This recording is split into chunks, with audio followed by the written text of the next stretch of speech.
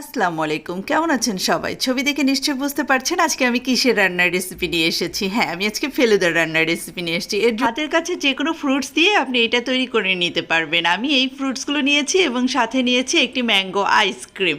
প্রথমে আমি চুলাতে একটি পানি গরম করে নিয়ে এর মধ্যে আমি জেলেটিনগুলো দিয়ে দিচ্ছি। এই জেলেটিনগুলো আপনারা রাঁধুনি প্যাকেটের মধ্যে পেয়ে যাবেন অথবা নিজেরা ঘরে তৈরি করে নিতে পারেন। এটা আমি আমার আরেকটা ভিডিওতে আমি জানিয়ে দেবো।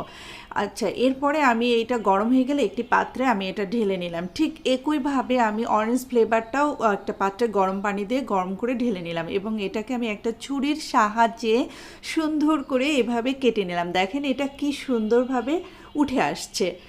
এই পর্যায়ে এবার আমি একটি পাত্রে প্রথমে দুধ নিয়ে নিচ্ছি। দুধটা কিছুক্ষণ গরম হয়ে গেলে এর মধ্যে আমি দিয়ে দিচ্ছি মিক্সড করা, আমি আগে থেকে এটা মিক্সড করে রেখেছি। এখানে রয়েছে কিছু নুডলস, কিছু সাবু এবং কিছু চিনি। আমি এই দুধটা গরম হয়ে আসলে এখানে আমি এটা ঢেলে দিচ্ছি এবং এটাকে আমি রান্না করতে থাকবো। যখন দেখব নুডলস এবং সাবুগুলো সিদ্ধ হয়ে গেছে, তার মানে এটা হয়ে গেছে, তখন আমি একটি পাত্রে এটাকে নামিয়ে নিচ্ছি। এটাকে নামিয়ে নেওয়ার পরে এবার পাত্রটিকে আমরা একটু ঠান্ডা করে ফ্রিজে রেখে দেবো 1 ঘন্টা ঠান্ডা করার জন্য। এরপরে আমরা 2টা পাত্র নিয়ে নেব এটাকে ডেকোরেশন করার জন্য।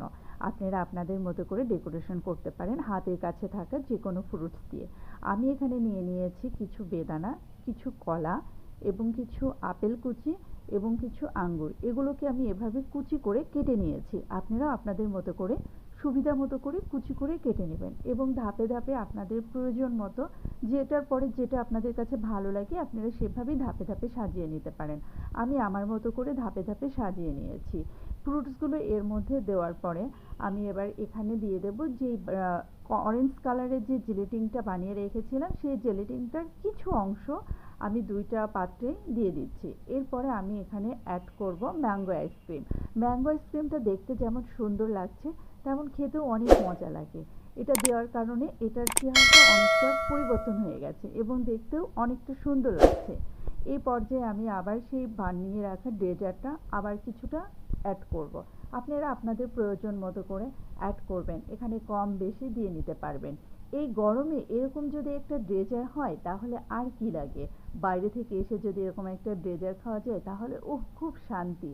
আচ্ছা, এরপরে আমি বানিয়ে রাখা বাকি যেই অরেঞ্জ ফ্লেভারের যে জেলেটিনগুলো আছে আমি সেই জেলেটিনগুলো দিয়ে নিচ্ছি। এখানে অরেঞ্জ দিব, তারপরে যেই গ্রিনটা আছে গ্রিনটা দিব। এভাবে দেখেন কি সুন্দর লাগছে। ধাপে ধাপে আবার আমি একটু আইসক্রিম দিব। এটা ঠিক আপনার ইচ্ছা মতো আপনি যেভাবে সাজাতে পারেন, যে একটার পর একটা এভাবে সাজিয়ে নেবেন। এখন দেখেন এর চেহারাটা কতটা চেঞ্জ হয়ে গেছে। সাইড থেকে দেখেন কি সুন্দর লাগছে, প্রত্যেকটা ফ্রুটস যেন দেখা যাচ্ছে, একদম মনে হচ্ছে জীবন্ত। আচ্ছা, এর ওপরে দেখতে আমি আরেকটু সুন্দর লাগার জন্য এর ওপরে আমি আরও কিছু বেদানা ছিটিয়ে দিলাম। দেখেন কি সুন্দর লাগছে। এই হচ্ছে আমার ফাইনাল লুকটা। থ্যাংক ইউ, ধন্যবাদ আমার ভিডিওতে দেখার জন্য। ভালো থাকবেন।